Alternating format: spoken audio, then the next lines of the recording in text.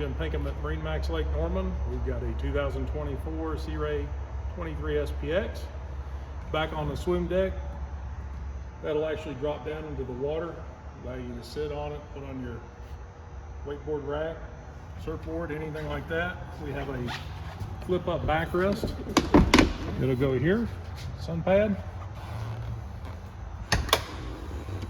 Engine bay, we've got a 6.2 liter Merc 300 horsepower engine, built-in fire extinguisher. It's got dual tables storage. See a wraparound seat with a cooler dedicated underneath the aft seat.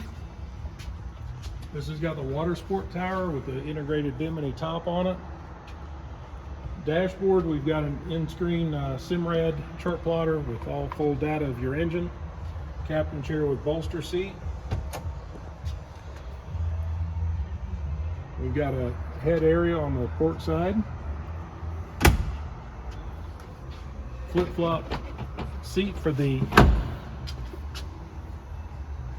port side as well.